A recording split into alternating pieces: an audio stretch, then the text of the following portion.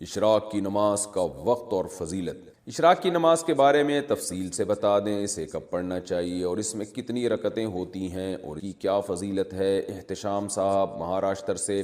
رسول اللہ صلی اللہ علیہ وسلم نے فرمایا جو فجر کی نماز کے بعد اپنی جگہ پر بیٹھے بیٹھے اللہ کا ذکر کرے، پھر جب سورج طلوع ہو جائے تو 2 رکعت پڑھے تو اسے ایک حج عمرے کا ثواب ملتا ہے۔ بہت بڑی فضیلت ہے، تو یہ 2 رکعت کے بارے میں آتا ہے۔ اچھا، اور اس کا جو وقت شروع ہوتا ہے یہ سورج طلوع ہونے کے تقریباً 15 منٹ بعد، اور یہ ہر علاقے میں مختلف ہوتا ہے، یعنی جب سورج میں تھوڑی سی تیزی پیدا ہو جائے، یعنی ایک نیزہ سورج بلند ہو جائے، تو اس وقت اشراق کا وقت شروع ہوتا ہے۔ رہتا کب ہے؟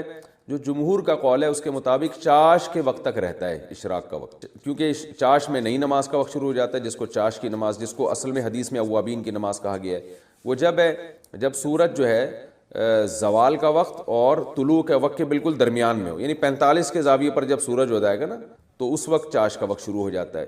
اور بعض علماء کی رائے یہ ہے کہ یہ چاشت اور اشراق ایک ہی نماز کے 2 نام ہیں۔ بعض عرب علماء کی یہ بھی رائے ہے، اور اشراق اور چاش الگ الگ نمازیں نہیں ہیں، وہ ایک ہی نماز ہے۔ مجھے اب چونکہ بہت زیادہ میں نے اس مسئلے میں تحقیق نہیں کی ہے، تو میں نے صرف ایک رائے آپ کو بتا دی ہے۔ ایک عالم نے مجھے اس کے دلائل بھی بھیجے تھے، لیکن جو جمہور کا قول ہے میں نے اس کے مطابق آپ کو جواب دیا ہے کہ اشراق کا جو وقت شروع ہوتا ہے طلوع آفتاب سے لے کے چاش کے وقت تک، اور چاش کا وقت پھر زوال تک ہو۔ تو جو علماء چاش کی اور اشراق کی نماز ایک ہی کہتے ہیں، وہ کہتے ہیں زوال سے پہلے بھی اگر آپ پڑھ لیں گے تو اشراق کا ثواب مل جائے۔ اشراق، چاشت اور اوابین کی نماز کا وقت اور رکعت اور نیت کیا ہے؟ سورج جب طلوع ہوتا ہے نا تو تقریباً 20 منٹ یا 15 سے 20 منٹ کے بعد اشراق کا وقت شروع ہو جاتا ہے، تو یہ اشراق کا وقت ہے۔ چاش کا وقت جب ہوتا ہے جب سورج 45 ڈگری پہ ہو، یعنی سورج طلوع ہونا اور ظہر کا وقت جو بالکل بلندی پر ہوتا ہے، اس کے جب بیچ میں ہوگا تو چاش کا وقت۔ اور بعض علماء کہتے ہیں، عرب میں بعض علماء کی رائے چاشت اور اشراق ایک ہی نماز ہے، یہ بھی رائے ہے، لیکن جمہور اسی رائے کے قائل ہیں کہ چاشت الگ ہے اور اشراق الگ ہے۔ آگے ہے اوابین۔ یہ جو چاش کی نماز ہے اسی کو حدیث میں اوابین کہا گیا ہے۔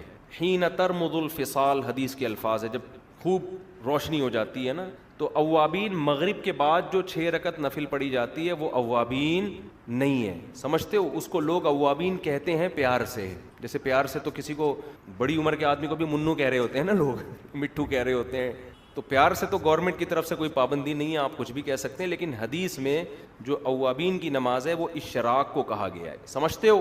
تو مغرب کے بعد بھی نبی صلی اللہ علیہ وسلم سے 6 رکعت پڑھنا ثابت ہے، اس کی الگ فضیلت ہے، وہ پڑھنی چاہیے، لیکن اس کو اوابین جو ہمارے ہاں رائج ہو گیا وہ غلط لفظ رائج ہو، تو 6 رکعتیں پڑھ لیں، اچھی بات ہے۔ ان 6 رکعتوں میں مغرب کی 2 سنتیں مؤکدہ بھی شامل ہے، یعنی مغرب کے بعد 2 رکعت پڑھیں سنت مؤکدہ، اور پھر 2 رکعت، پھر 2 رکعت، تو یہ ٹوٹل 6 رکعتیں ہو جائیں گی، تو اس سنت کو زندہ کرنے کا ثواب مل جائے گا جو رسول اللہ صلی اللہ علیہ وسلم کی سنت۔ اوابین کی نماز اور رکعتیں۔ مغرب کی نماز کے بعد جو 6 رکعت اوابین پڑھتے ہیں، کیا اس میں مغرب کی 2 سنتیں بھی شامل ہوں گی؟ ہدایت اللہ صاحب کشمیر سے۔ ہدایت اللہ بھائی، مغرب کے بعد آپ صلی اللہ علیہ وسلم سے 6 رکعتیں ثابت ہیں، اور ان 6 رکعتوں میں یہ مغرب کی 2 سنتیں مؤکدہ بھی داخل ہیں، ان کی بڑی فضیلت ہے، 6 سے زیادہ بھی ثابت ہیں، تو اس لیے 6 کم سے کم پڑھ لینی چاہیے مغرب کے بعد، اور زیادہ پڑھیں تو بہت اچھا ہے۔ لیکن جو ہمارے ہاں اس کو اوابین کی نماز کہا جاتا ہے تو یہ ٹھیک نہیں ہے، اس لیے کہ حدیث میں جو اوابین کی نماز جس نماز کو کہا ہے وہ چاش کی نماز ہے، حین ترمض الفصال، جیسے کہ حدیث کے الفاظ ہیں فتلک صلاۃ الاوابین، تو وہ چاش کی نماز کو کہا گیا ہے۔ ہمارے ہاں مغرب کے بعد کی رکعتوں کو اوابین کہہ دیا جاتا ہے، تو اوابین کی نماز چاش کی نماز ہے جو دن میں پڑھی جاتی ہے، تو یہ والی جو مغرب کے بعد کی نماز ہے یہ اوابین نہیں ہے، لیکن اس کی ویسے فضیلت ہے، پڑھنی چاہیے، سنت سے ثابت ہے۔ زوال کا وقت کب سے کب تک ہوتا ہے؟ زوال کے وقت کی تعریف کریں۔ کچھ ٹائم ٹیبلز پر اس کا دورانیہ 1 گھنٹے سے زیادہ تک کا بھی دیا گیا ہوتا ہے، کیا یہ صحیح ہے؟ عثمان غنی آئرلینڈ سے۔ دیکھیں، زوال کا وقت کہتے ہیں جب سورج بالکل سر پہ ہو، بالکل سر پہ کا مطلب یہ کہ بالکل بلندی پہ ہو، ظاہر ہے آئرلینڈ میں تو بالکل سر پہ سردیوں میں آئے گا ہی نہیں، عام علاقوں میں بھی سردیوں میں کنارے سے کنی کترا کے نکل رہا ہوتا ہے، تو بالکل سر پہ کا مطلب میرا یہ ہے کہ بالکل بلند ہو چکا ہو، تو جب بالکل سورج بلندی پہ پہنچتا ہے اس کے بعد لڑکنا شروع کرتا ہے، تو وہ جو بالکل جب بلندی پہ پہنچتا ہے وہ ہے زوال کا وقت۔ تو وہ علاقے جہاں سورج کی معمول کے مطابق حرکت ہوتی ہے، جیسے انڈیا، پاکستان ہے اور یہ سارے علاقے ہیں، تو جو ایکویٹر سے بہت زیادہ دور نہیں ہے تو ان میں تو یہی ہوتا ہے کہ 5 منٹ پہلے اور 5 منٹ بعد کی احتیاط کر لیں، یعنی 10 منٹ زوال کا وقت ہے، یعنی سورج جب آپ کے سر پہ پہنچا بالکل تو اس سے 5 منٹ پہلے کا وقت اور 5 منٹ بعد کا وقت، کیونکہ وہ دیکھنے میں بالکل سر پہ ہی لگ رہا ہوتا ہے، تو وہ وقت زوال کا وقت ہے۔ اب آئی لینڈ تو ظاہر ہے ایکویٹر سے بہت دور ہے، وہاں کے علماء کیا کہتے ہیں اس بارے میں وہ آپ وہاں کے علماء سے پوچھیں، کیونکہ وہاں جب سورج سر پہ پہنچے گا سردیوں میں، ایک تو پہنچنے میں بہت ٹائم لگائے گا وہ، کیونکہ دن بہت زیادہ لمبا ہوتا ہے وہاں پہ، اور پھر وہ سر پہ بہت دیر تک رہتا ہے وہ، تو وہاں کے علماء کا کیا فتویٰ ہے وہ وہاں کے علماء آپ کو بتائیں گے۔ وہاں 10 منٹ سے زیادہ ٹائم ہو سکتا ہے، اب 1 گھنٹہ تو مجھے بہت زیادہ لگ رہا ہے، 1 گھنٹے تک سورج سر پہ کیا کر رہے ہیں وہاں کھڑے ہو کے، لیکن بہرحال اس کی حرکت وہاں ذرا سلو ہوتی ہے، یعنی دن بہت زیادہ لمبا ہوتا ہے، تو عین ممکن ہے وہاں 1 گھنٹہ ہوتا ہو، لیکن میرا خیال ہے 1 گھنٹے تک کا وقت نہیں ہے، 10 منٹ کو آپ بڑھا لیں 20 منٹ تک، تو صحیح بات وہیں کے آپ کو علماء بتائیں گے، بلکہ آپ خود مشاہدہ کر لیں، آپ دیکھ لیں آئی لینڈ میں سردیوں کے موسم میں، سردیوں میں نہیں ہوگا، گرمیوں میں ہوگا، گرمیوں میں دن بہت زیادہ لمبا ہوتا ہے، تو آپ آئی لینڈ میں دیکھ لیجئے گرمیوں میں سورج بلندی تک پہنچتا ہے اور بلندی کے بعد کتنی دیر میں لڑکنا شروع کرتا ہے، تو جب آپ مشاہدہ کریں گے نا کہ کتنی دیر تک بالکل ہائٹ پہ رہتا ہے، تو وہ آپ کو خود ہی ٹائم کا اندازہ ہو جائے گا۔ اس میں کوئی اسپیسیفک کوئی خاص ٹائم متعین نہیں ہے شریعت کی طرف سے، بس یہ متعین ہے کہ دیکھنے میں آپ کو لگتا ہو کہ یہ بلندی پر ہے، تو ہمیں کیونکہ یہاں پہ جو دیکھنے میں لگتا ہے تو 5 منٹ پہلے 5 منٹ بعد اس کے بعد اندازہ ہو جاتا ہے کہ یہ جو ہے یہ موو کرنا شروع کر دیا، اس نے نیچے کی طرف اترنا شروع کر دیا، تو آپ آئی لینڈ میں دیکھ لیں، اس کے بعد خود ہی اندازہ لگا لیں۔ آپ فجر کے بعد عمرہ اور حج کی فضیلت کیسے حاصل کریں؟ فجر کی نماز میں یہ جو کہا جاتا ہے کہ اگر فجر کی نماز کے بعد اسی جگہ پر بیٹھے رہیں اور اللہ کا ذکر کرتے رہیں سورج نکلنے تک تو ہمیں ایک حج اور ایک عمرے کا ثواب ملتا ہے، تو اگر کسی کو زیادہ بیٹھنے میں گھٹنے کی تکلیف ہوتی ہو وہ کس طرح یہ فضیلت حاصل کرے؟ انجم صاحب انڈیا سے، وہ گھٹنا فولڈ نہ کرے، گھٹنا پھیلا دے، آگے قبلے کی طرف گھٹنا کر لے، نماز میں صف میں قبلے کی طرف اگر کوئی عذر ہو تو پاؤں کر کے بیٹھ سکتے ہیں، اور اگر پھر بھی تکلیف ہو رہی ہے تو ایسی کرسی استعمال کر لے جس پہ ٹیک لگا سکتے ہیں، جس کے پائے نہیں ہوتے۔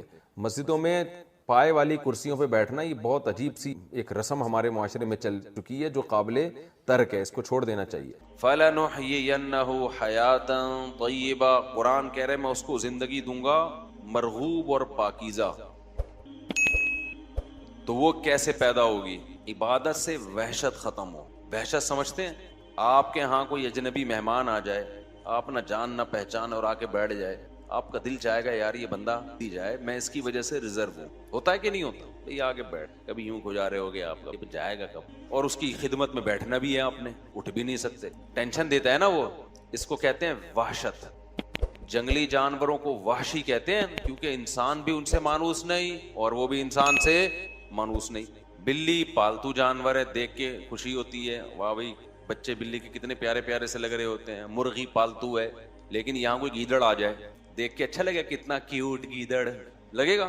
شیر آ گیا ہو، کتنا کیوٹ ہو بھائی، ادھر ہی اس کو ادھر ہی رکھو۔ میں ایک دفعہ ایک صاحب نے شیر پالا ہوا تھا، مجھے لے گئے کیج میں، کہہ رہے نہیں کچھ نہیں کرے گا کچھ، تو کہتا ہے مفتی صاحب اس کو آپ پیار کریں پیار کریں۔ میں نے کہا میں اس کو پیار کر لوں گا، لیکن ریپلائی میں اس نے اگر پیار کیا تو میں افورڈ نہیں کر، پیار محبت آپ ہی کریں۔ اگر اس نے بھی پیار کر لیا نا مجھے، ایک بھی کس اس کا مجھے کسی قابل نہیں چھوڑے۔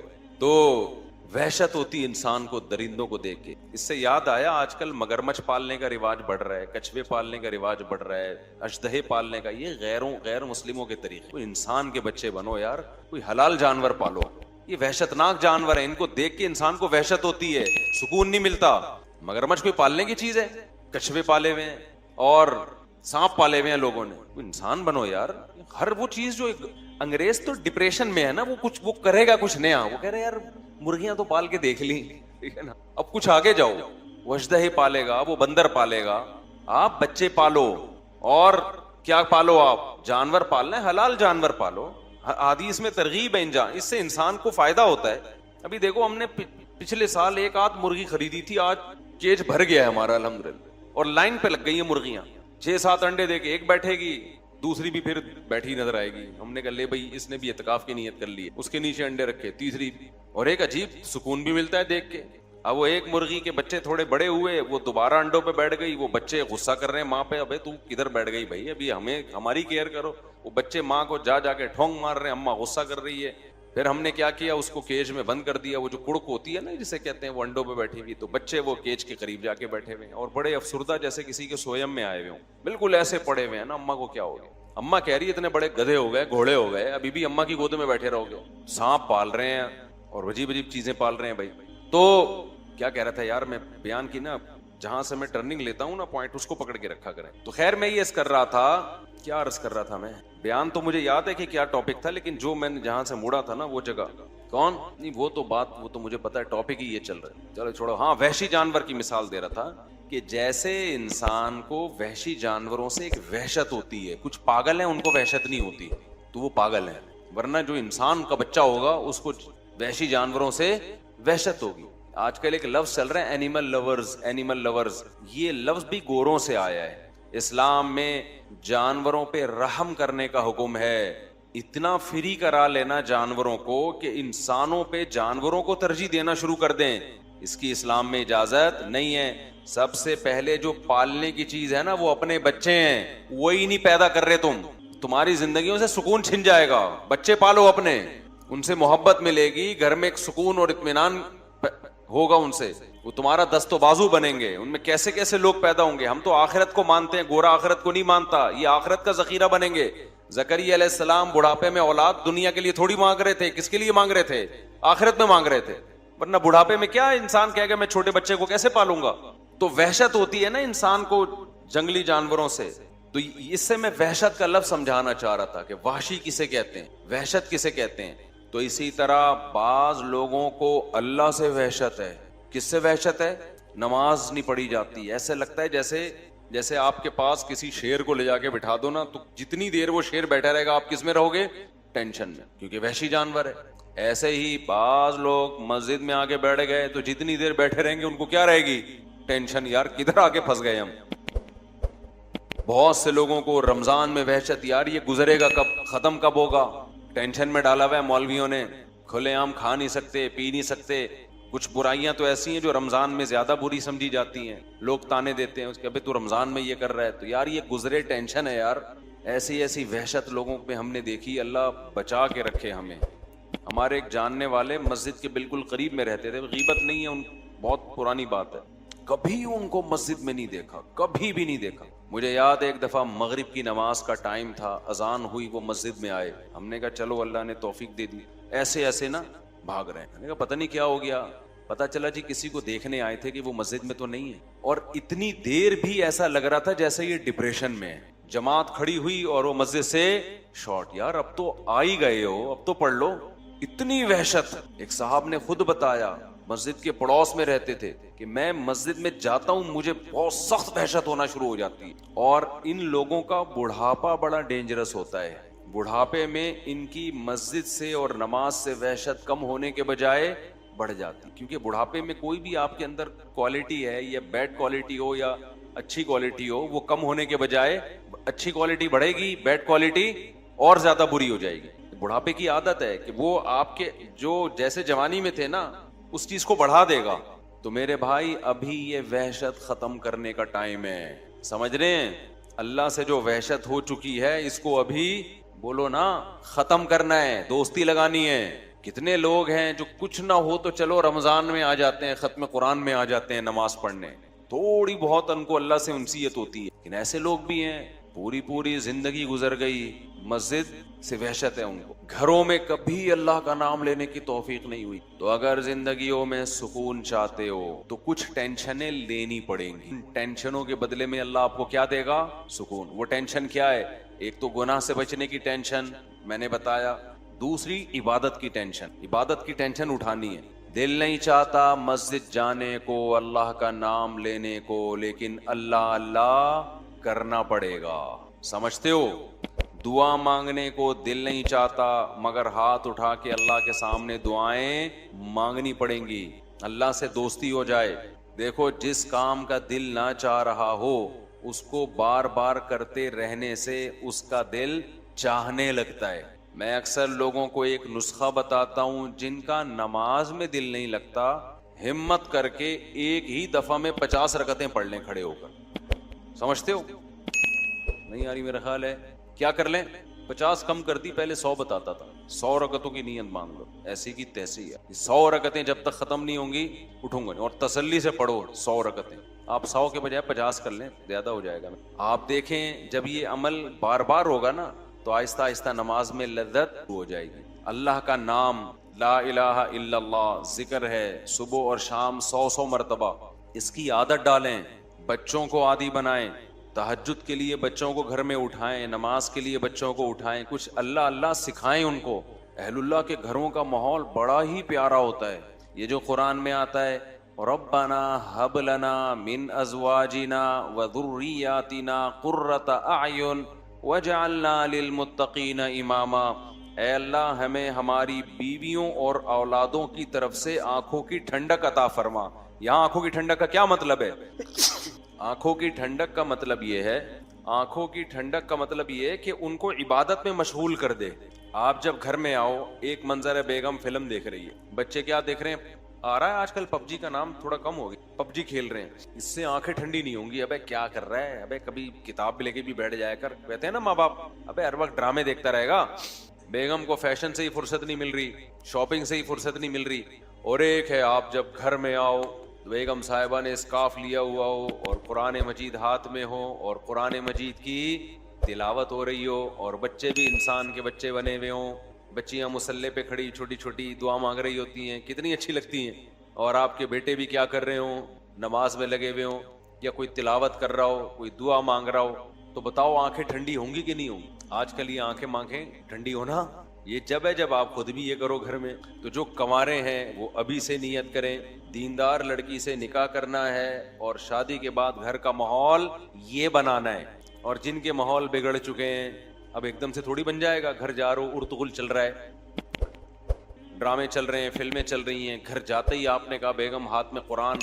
اب مشکل ہے. وہ میں ایک لطیفہ سناتا ہوں نا، 2 بھائیوں کی شادی ہوئی ایک ہی دن میں، 6 مہینے گزر گئے. ایک کی بیوی بہت کنٹرول میں تھی، بڑی فرما، دوسرے کی کنٹرول سے باہر. اس نے اس سے پوچھا ابے تو نے کیسے کنٹرول کیا ہوا ہے؟ اس نے کہا ہم تو آئے تو ایسے چنگیز خان بن، گلاس سامنے آیا اٹھا کے لات ماری تو کدھر سامنے رکھ. اسٹائل ہی یہی تھا. بلی نے تھوڑا شور مچایا، گردن مار کے بہت شور کر رہی ہے، یوں گردن کا، اس کا روب بیٹھ گیا. اب کہہ رہا ہے اب یہ سب تکلفات کی ضرورت نہیں، اب روب بیٹھ گیا. اس نے کہا چلو یار ہم بھی کرتے ہیں یار. آیا گلاس پڑا ہوا تھا، لات ماری. بیگم نے کہا اب نہیں، پہلے کرنے کی چیز، ابھی جو تمہاری اوقات ہے 6 مہینے میں مجھے وہ سمجھ میں آ گئی. تو اب جا کے آپ بہت اچھی نصیحتیں شروع کر دو گے. بیگم آنکھوں کی ٹھنڈک اس میں ہے، تم قرآن لے کے بیٹھا کرو اور بچے ہمارے دعائیں مانگا کریں، گھر میں یہ ٹی وی ڈرامے بند ہو جائیں. تو بیگم کہے گی لگ رہا ہے ابھی تازہ کوئی بیان سن کے آیا ہے، ہمیں پتہ ہے تو کتنے پانی میں. تو ایک دم سے نہیں ہو جاتا، لیکن یہ کرنا پڑے گا آپ کو، ورنہ نسلیں تباہ ہوں گی، بڑھاپا برباد ہوگا، آپ کا اپنا بڑھاپا برباد ہوگا. بچوں کو جس سمت میں لگایا ہوا ہے نا، اس سے بچے بڑھاپے میں بھی آپ کے نہیں ہیں. ان کو ابا ٹینشن، ابے ڈرامہ دیکھ رہا ابا کھانس رہے ہیں تو اس کو تو غصہ نہیں آئے گا یار یہ کیا مسئلہ ہے؟ انگریز نے اولڈ ہاؤس بنائے ہوئے یار، بہترین کام کیا ہوا ہے، ابا ہمیں جراثیم پھیلا رہے ہیں ہمارے گھر میں. یہ سوچ ہوگی اس کی، کیونکہ یہ فلمیں ڈرامے ڈپریشن بڑھاتے ہیں. ہمیں وہ کام کرنے جو برداشت بڑھائے ہمارے اندر، اس سے سکون ملے گا. کو بار بار ایک بات بیان کرتا ہوں، اللہ کے حکم میں آسانی ہے، لچک نہیں ہے. کیونکہ دنیا میں کوئی بھی قانون ساز اپنے قانون کو ہلکا نہیں سمجھتا. دنیا میں جو بھی حکومت ہوتی ہے قانون بنائے اور یہ کہے کہ یہ لازم ہے، اس کے بعد پھر وہ لازم نہ کرے، اور تو اس کا مطلب خود اپنے قانون کی ویلیو کو وہ ڈی ویلیو کر رہی ہے نا. یہی مطلب ہو گیا نا. دنیا میں کوئی یہ نہیں کرتا، تو اللہ قانون بنائے اور کہے کہ یہ فرض ہے، سفر میں بھی فرض ہے، حضر میں بھی فرض ہے، پھر اللہ کہ چلو میں نے کہہ تو دیا باقی تمہاری مرضی. نا نا نا نا نا، صحیح ہے، اللہ نے کہہ دیا اب ہے تو ہے، اب آپشنل نہیں ہے. رمضان کے بار بار میں بتاتا ہوں نا، روزے میں مزدور کو بھی روزہ رکھنا پڑے گا، کتنی سخت گرمی ہو، کیونکہ اللہ نے قانون بنا دیا. بھائی بیماری میں سفر میں چھوڑ سکتے ہو، اس کا مطلب تیسرا کوئی عذر نہیں ہے، رکھنا پڑے گا. تو اس لیے جو فرائض ہے نا، واجبات فرائض، اس میں اللہ کے قانون آسان ضرور ہے، لچکدار نہیں ہے. جب ہے تو ہے. اسی میں ایک اور مسئلہ آ گیا عدت کا.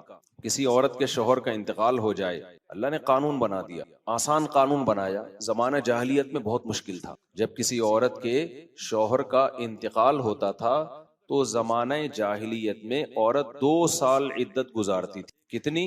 2 سال. اور اس 2 سال میں وہ میلی کچیلی رہتی تھی. یہاں تک بھی بعض روایات میں آتا ہے اس کی جگہ کو گندا رکھا جاتا تھا، مینگنیاں لا کے ڈال دی جاتی تھی گند میں رہے. اسلام نے اس حکم کو ختم کیا، یہ ظلم ہے عورت کے اوپر. اللہ نے حکم دیا 4 مہینے 10 دن بس، اور اس میں میلی کچیلی نہیں رہے گی، نہائے دھوئے، بس زینت اختیار نہیں کرے گی، زیور نہ پہنے، خوشبو کا استعمال نہ کرے، زینت اختیار نہ کرے، باقی نارمل رہے، گھر سے باہر نہ نکلے. وہ ایک صحابیہ نے نبی صلی اللہ علیہ وسلم سے اجازت چاہی کہ بھئی 4 مہینے 10 دن میں یوں کر لوں، میں فلانی جگہ چلے جاؤں. آپ نے فرمایا اللہ تعالیٰ نے تمہیں یہ آسانی دی ہے کہ وہ زمانہ جاہلیت کا حکم اللہ نے منسوخ کر دیا، اب اتنی آسانی دے دی، تو اب اس حکم کو فالو کرنا پڑے گا. اب آج کل خواتین کیا کرتی ہیں، شوہر کی ڈیتھ ہوئی، جو دیندار نہیں ہے ان کی تو بات ہی نہیں کر رہا نا، ان کی نظر میں تو عدت ودت کی کوئی 2 ٹکے کی حیثیت ہی نہیں ہے، وہ تو اس کو دقیانوسی حکام سمجھتی ہے. لیکن جو دیندار ہیں وہ بھی بھائی، وہ ڈیتھ ہوئی، شوہر کا چہرہ دیکھنے کے لیے جا رہی ہیں ہسپتال، پھر وہ فلانے کے کام سے جانا ہے تو آج فلانے کے کام سے جانا ہے، تو آج یوں کرنا ہے، آج یہ کرنا ہے، یہ فلانے پورشن میں چلی جاتی ہوں، ماموں کے گھر جا کے عدت گزار لیتی ہوں. بھائی اللہ تعالیٰ نے جو عدت کے حکام دیے ہیں، شوہر کی ڈیتھ ہوتے ہی عورت کی عدت بولو شروع. اور عدت میں 2 کام لازمی ہیں، گھر سے نہیں نکلنا ہے، زینت اختیار نہیں کرنی. اب اس میں لوگ ہمیں تنگ کرتے ہیں، یار وہ چہرہ دیکھنے جانا چاہتی ہے ہاسپٹل میں. بھائی شوہر کو گھر لے آؤ، اگر بیوی نے اپنے شوہر کو دیکھنا ہے میت کو گھر لے آؤ. عورت نہیں روڈ پہ آ سکتی، جنازے کی چارپائی کے پیچھے پیچھے جا رہی ہوتی ہے گھر سے باہر نکل کے، پھر اللہ کو غضب آئے گا. جب میں نے ایک آرڈر دے دیا ہے اس کو ہلکا کیوں لے رہے ہو؟ عیادت کے لیے نہیں جا سکتی، وہ سمجھ رہے کہ بھئی فلاں بیمار ہے تو چلو میں عیادت کے لیے چلی جاؤں، فلاں کی ڈیتھ ہو گئی چلو میں تعزیت کے لیے. حج ختم ہو جاتا ہے اس سے. حج کی کتنے مسئلے آتے ہیں، عورت نے حج کی درخواست دی ہوئی ہے، نام آ گیا، حج پہ جانے کی تیاری ہو گئی، شوہر کا انتقال ہو گیا، اب جس دن جانا ہے 4 مہینے تو ہو جائیں گے، 10 دن رہ جائیں گے.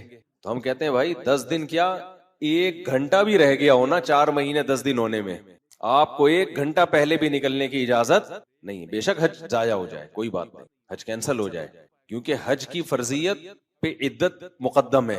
حج اگلے سال بھی ہو سکتا ہے، عدت تھوڑی ہو سکتی ہے. تو ہاں یہ اللہ نے آسانی رکھ دی ہے کہ جس عورت کا کوئی کمانے والا نہ ہو، اللہ نے لچک، جہاں شدید ضرورت تھی وہاں اللہ نے خود بخود لچک رکھ دی کہ بھوکے تو نہیں مر سکتے نا، کمانے والا کوئی نہیں ہے تو کمانے کے لیے جا سکتی، مجبوری ہے بھائی کمانا. تو اس میں فقہاء نے بیان کیا دن میں جائے بغیر زینت اختیار کیے، اور دن میں واپس آ جائے، اور صرف کمانے کی حد تک باہر نکلے، ادھر ادھر نہ جائے. اب اس میں خواتین یہ کیوں ایسے کیا، بھائی اللہ کا حکم ہے، اب اس میں آپ کو چونو چرا کی اجازت بولو نہیں ہے، بس آرڈر دے دیا. پھر اللہ نے یہ بھی حکم نازل کر دیا کہ اگر عورت پریگنینسی میں ہے تو بچہ ہوتے ہی اس کی عدت ختم ہو جائے گی. دیکھو ہمارے نبی صلی اللہ علیہ وسلم بھی اللہ کے آرڈر کے سامنے کیسے اپنی عقل نہیں استعمال کرتے تھے. ایک صحابیہ کو حمل تھا، ان کے شوہر کی ڈیتھ ہوئی ہے اور ادھر بچہ پیدا ہو گیا، ادھر ڈیتھ ہوئی اور ادھر فوراً ہی. اب ان کو خیال ہوا بھائی اتنی جلدی تو عدت پوری نہیں ہوتی، تو کیا کرنا ہے، نبی نے سے مسئلہ پوچھا گیا، آپ نے فرمایا ختم. جب اللہ نے کہہ دیا وَأُولَاتُ الْأَحْمَالِ أَجَلُهُنَّ أَن يَضَعْنَ حَمْلَهُنَّ، کہ حمل والی عورت کی عدت یہ ہے کہ بچہ جن لے. تو بچہ جن دیا تو اللہ نے تو نہیں کہا کہ 1 سیکنڈ بعد جنے یا 1 سال کے بعد جنے، اللہ نے یہ کہا ہے اللہ نے قرآن میں. تو ہمارے نبی بھی اللہ کے حکم کو کیسے فالو کرتے تھے نا. اگر یہی بچہ پہلے پیدا ہو جاتا، پیدا ہوتے ہی شوہر کی موت ہو جاتی. فقہا بہت باریک مسائل بیان کرتے ہیں، اور آج کل کے اسکالر نا ان کا مذاق اڑاتے ہیں کہ دیکھو یہ اتنی باتوں میں لوگوں کو الجھایا ہوا ہے. فقہا نے بیان کیا ہے کہ ادھر بچہ پیدا ہوا، کیونکہ ایسا ممکن ہے، قانون جب لکھا جاتا ہے تو امکان کو بھی لکھا جاتا ہے کہ ابھی آدھا بچہ پیدا ہوا ہے اور شوہر کی ڈیتھ ہو گئی تو کیا ہوگا. ایک ہے بچہ پیدا ہوتے ہی شوہر کی ڈیتھ ہو جائے، تو بچہ چونکہ پہلے پیدا ہوا ہے، شوہر کی ڈیتھ بعد میں ہوئی ہے، تو اب عدت کیا ہوگی، اب 4 مہینے 10 دن چلے گی. ادھر شوہر کی ڈیتھ ہوئی اور فوراً بچہ پیدا ہو گیا تو عدت ختم. اب ایسے بھی کیس قیامت تک کے لیے دین آیا ہے نا، ایسا بھی ممکن ہے کہ شوہر کی ڈیتھ ہوئی اور بچہ آدھا پیدا ہوا ہے اور ادھر ڈیتھ ہوئی اس کی، یعنی ولادت ہو رہی تھی اور شوہر کا انتقال ہو گیا. امکان تو ہے نا، لا جب لکھا جاتا ہے نا تو اس میں امکانات بھی لکھے جاتے ہیں. تو فقہا نے اس پہ بھی بحث کی ہے کہ اس صورت میں کیا ہوگا، یا عورت کنفیوز ہے، پتہ ہی نہیں چل رہا کہ جب اطلاع ملی ہے تو بچہ پیدا ہو چکا تھا یا نہیں ہوا تھا. اس کے بھی فقہا نے حکام لکھے ہیں، تو بہت باریکیوں میں جا کے، تاکہ آئندہ آنے والے لوگوں کو کنفیوژن نہ ہو. آپ کتاب میں جا کے دیکھو، ہر مسئلہ فقہا نے ڈسکشن کی ہے اور اس کو بیان کیا ہے. تو ذرا سے فرق سے عدت کا حکم چینج. لیکن کیوں؟ اتنا احتیاط کیوں بھائی؟ اللہ کا جب لا ہے تو وہ 2 اور 2 4 کی طرح ہے. سمجھتے ہو کہ نہیں سمجھتے ہو؟ جب اللہ نے کہہ دیا کہ بھائی جو حمل والی عورت ہے اس کا بچہ پیدا ہوتے عدت ختم، اگلے سیکنڈ میں بچہ پیدا ہوا عدت ختم. حضرت عائشہ کا قول ہے یا کسی صحابی کا کہ شوہر کو ابھی غسل بھی دیا جا رہا ہو نا، ابھی دفنایا بھی نہیں جا رہا ہے اور بچہ پیدا ہو جائے تو بس ختم عدت، چاہے دفنایا بھی نہ ہو، فوراً نکاح کر سکتی ہے وہ، ٹھیک ہے نا، فوراً نکاح کر سکتی ہے. تو اللہ نے اجازت دے دی اس کو. اب اس میں حکمت کیا ہے ہمیں نہیں پتا بھائی، اللہ کا حکم ہے، نص وارد ہو گئی تو نبی نے بھی اس پر عمل کیا، صحابہ نے بھی، ائمہ مجتہدین نے بھی.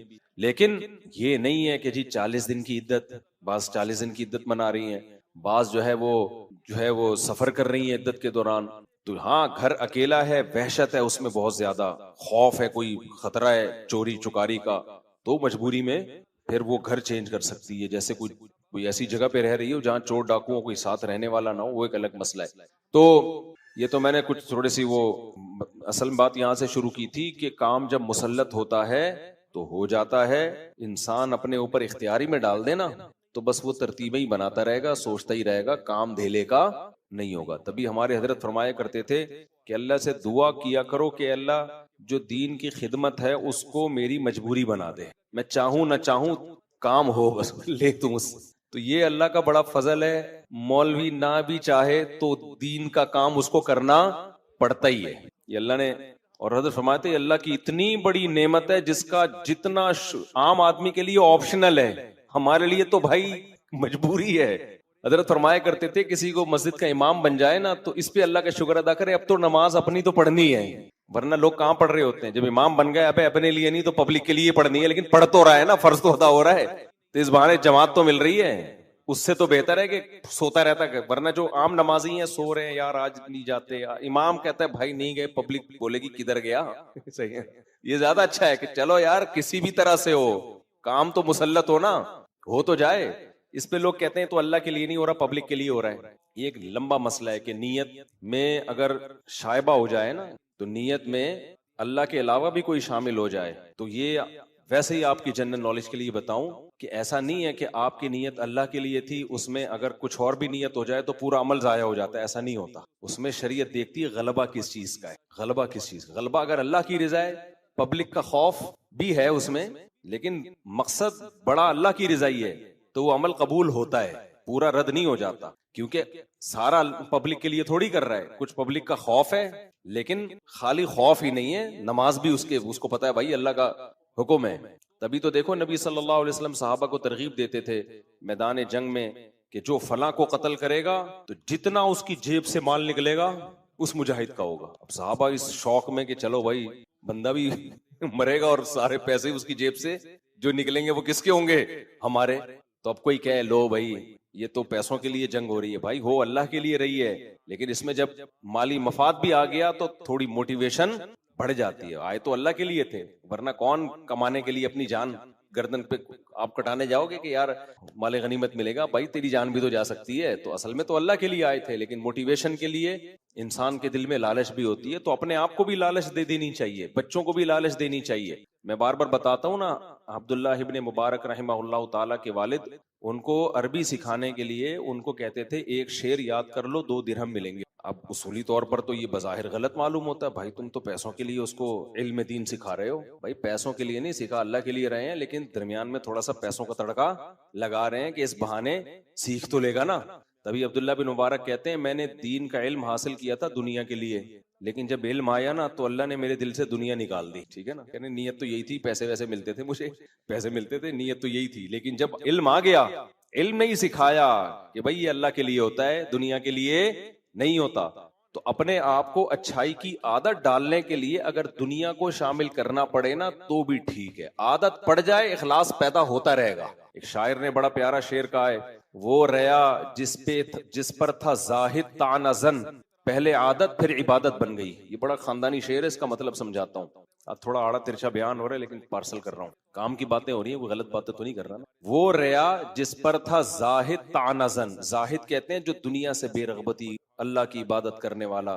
تو جب انسان عبادت کرتا ہے تو بعض دفعہ اس کے دل میں ریاکاری آتی ہے، لوگ دیکھ اور لوگ واہ واہ کر رہے ہیں تو اس کو یہ دل میں خیال آتا ہے یار میں تو لوگوں کے لیے کر رہا ہوں، اللہ کے لیے کر ہی نہیں رہا. تو وہ تانا دیتا ہے کہ یار یہ کیسی عبادت, یہ پبلک کے لیے ہو رہی ہے, شو بازی ہو رہی ہے. تو اس پہ شاعر نے کہا وہ ریا جس پر تھا زاہد تانا زن, پہلے عادت پھر عبادت بن گئی. کیا مطلب؟ شروع میں تو ریا کی نیت سے ہو رہا تھا, لیکن کسی بھی نیت سے ہو رہا تھا, کام کی لت تو پڑ گئی نا, عادت تو پڑ گئی نا. مثال کے طور پر آپ پبلک کو دکھانے کے لیے نماز پڑھ رہے ہو, فجر بھی ظہر بھی, لوگ بولیں گے بڑا بزرگ ہے یار. کئی دن تک پبلک کو دکھانے کے لیے بھی پڑھو گے, کام کی عادت تو پڑ جائے گی نا. وہ جو پوستی پنا تھا وہ تو ختم ہو جائے گا. کام کسی بھی نیت سے کیا جائے نا, یوز ٹو ہو جاتا ہے آدمی. سمجھتے ہو کہ نہیں سمجھتے؟ اور کیے بغیر یوز ٹو نہیں ہوتا. آپ جتنا مرضی اخلاص ہو, نماز کی فکر ہو, عادت تھوڑی پڑے گی اس سے نماز کی. آپ کے دل میں اللہ کا خوف کہ جو نماز نہیں پڑھتا جہنم میں جائے گا, تو کیا مطلب اس سے پڑھ لو گے نماز؟ عادت جب تک نہیں پڑے گی نہیں ہوگا. ایک نماز میں خوف پیدا ہوگا, اگلی میں تھوڑی ہوگا. اگلی میں ہو سکتا ہے کوئی غافل ہو جاؤ, بازار میں ہو, بازار کی محبت پیدا ہو جائے. بھائی کیفیات جو ہے نا انسان پر وہ چینج ہوتی رہتی ہیں, کنٹینیو ایک کیفیت کبھی بھی نہیں ہوتی. اب نماز کا آپ کے دل میں فجر کے وقت بڑا خوف تھا, جو نماز نہیں پڑھتا جہنم میں جائے گا. اس خوف کی وجہ سے آپ نے آگے فجر پڑھ لی. کیا آپ سمجھتے ہو ضروری ہے کہ یہ خوف ظہر میں بھی ہو؟ بولو نا. ہو سکتا ہے ظہر میں 4 شادیوں پر بیان سن کے آئے ہو, آپ شادیوں میں الجھا ہوا ہو, دلہنیں آ رہی ہوں آپ کو خواب میں, وہ خوف ہی نکل گیا آپ کا. اب کہاں سے موٹیویشن ملے گی؟ نہیں ملے گی. آپ چھوڑ دو گے ظہر, پھر کہیں مولوی صاحب کا بیان سن لیا, مولانا طارق جمیل صاحب کی تقریر سن لی, او بے بھائی ایک خوف پیدا ہوا, کانپ رہے ہیں, اثر پڑ لی. مغرب میں پھر کوئی فلم دیکھنے بیٹھ گئے, وہ سارا ختم. کسی ملحد کا بیان سن لیا, وسوسے پیدا ہو گئے. تو یہ جو موٹیویشن ہے نا, لالچ اور خوف, یہ کام تھوڑا سا کرنے میں تو مددگار ہوتی ہے, لیکن اس سے کام کی عادت, کیونکہ یہ کیفیات ہمیشہ رہتی نہیں ہے. رہے تو آدمی مر جائے. سمجھ میں نہیں آ رہی بات؟ اگر یہ کیفیات ہمیشہ رہے نا تو یا تو خوف سے مر جائے پھر آدمی. جہنم سے ہر وقت کوئی بھی نہیں کانپتا رہتا, کبھی کبھار ہی کیفیات آتی ہیں. تو اس لیے جو بھی اصلاح کرتے ہیں نا بزرگان دین, ان کی کوشش ہوتی ہے خانقاہوں میں کہ اس کو عادت ڈالی جائے اس کام کی. بھلے ریاکاری کے لیے کر یار, تو دنیا کے لیے کر, پیسے لے لیں ہم سے نماز پڑھنے کے, عادت ڈالو اس کو. جب عادت پڑے گی, پھر جب یوز ٹو ہوتا ہے نا, لت پڑتی ہے کسی کام کی, پھر بھائی جو مرضی کیفیت ہو, وہ کہے گا کیفیت گئی تیل لینے, بھاڑ میں جائے کیفیت, میں نے نماز پڑھنی ہے. اب ہم نے جو جہاز میں نماز پڑھی, یہ تھوڑی کہ مجھے کچھ ٹانگیں کانپ رہی تھی, خوف پیدا ہو رہا تھا, نماز چھوڑ گئی. بھائی عادت پڑی ہوئی ہے یار, کیسے چھوڑے؟ دل ہر وقت ٹینشن رہے گی دماغ میں, نماز نماز. یہی ہوتا ہے نا نماز, جو نماز پڑھتا ہے ہر وقت ٹینشن, کو سکون ہی نہیں ملے گا کسی کام میں یار, نماز نہ نکل جائے. ایک بار بار دماغ میں اپنے سکون کے لیے بھی انسان کہتا ہے بھائی ایک دفعہ پڑھ کے آرام سے بیٹھ جاؤ. بالکل جیسے جس کو چائے کی لت پڑ جائے, نسوار کی لت پڑ جائے. شروع میں ہو سکتا ہے چائے شروع کی ہو دماغ کو فریش کرنے کے لیے, جب لت پڑ جاتی ہے بھائی دماغ فریش ہونا ہو, مجھے کیا چاہیے؟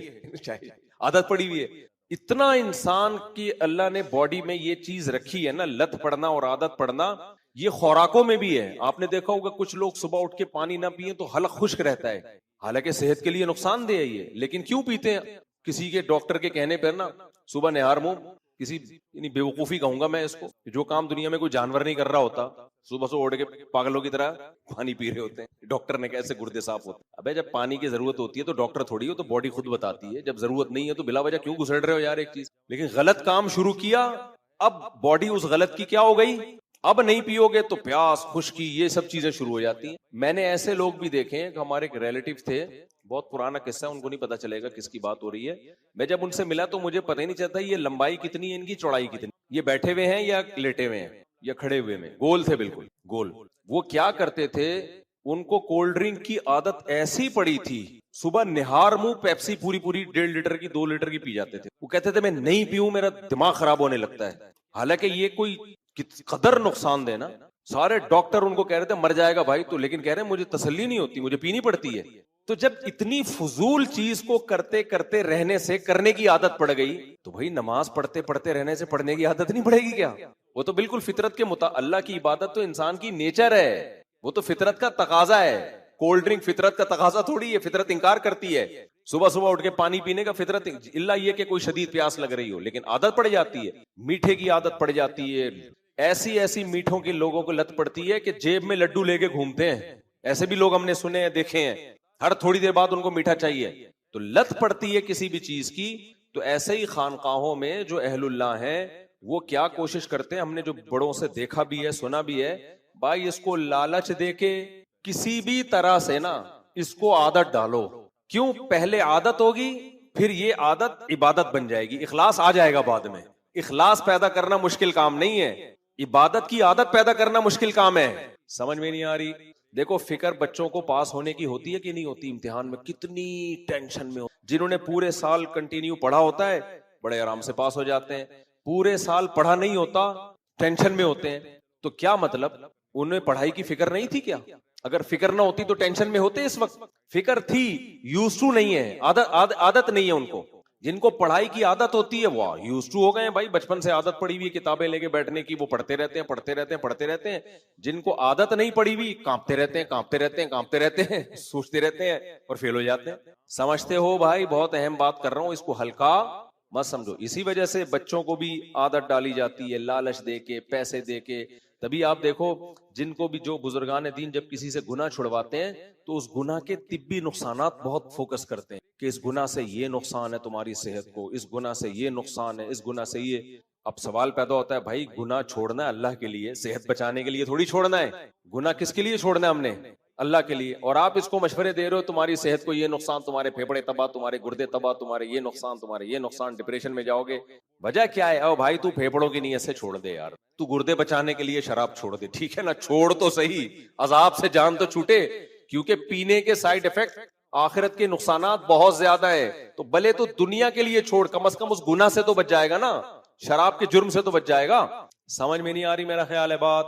تبھی علماء اہل اللہ ہمیشہ جب بھی گناہ کی بات کرتے ہیں تو گناہ کے دنیاوی نقصانات بہت زیادہ بتاتے ہیں، اس کے یہی تاکہ لوگوں کو ہو کہ یار اللہ کے لیے نہیں تو کم از کم اس عذاب سے بچنے کے لیے چھوڑ دو. سمجھتے ہو کہ نہیں سمجھتے؟ تو اپنے آپ کو بھی اچھائی کی عادت ڈالنے کے لیے نا موٹیویٹ کرنا چاہیے، چاہے دنیا کی لالچ دے کے کرو. روزے رکھنا شروع کرو بھلے صحت کی خاطر کہ صحت اچھی ہو جائے گی، لیکن جب عادت ہو جائے گی تو وہ ریا جس پر تھا زاہد تانزن، پہلے عادت پھر عبادت بن گئی، وہ عبادت بن جائے گی، اخلاص پیدا ہو جائے گا. تو کوشش تو کرو اللہ کے لیے ہو، لیکن نہیں ہو رہا تو چاہے جس کے لیے بھی ہو رہا ہے بھائی ایک دفعہ عادت پڑنے دو. عادت پڑتی ہے تو یہ سب سے بڑی نعمت ہے کسی نیکی کی عادت پڑ جائے، کیونکہ مخلص لوگ مارکیٹ میں بہت ہیں، کنٹینیو کسی نیکی کو کرنے والے مارکیٹ سے شارٹ.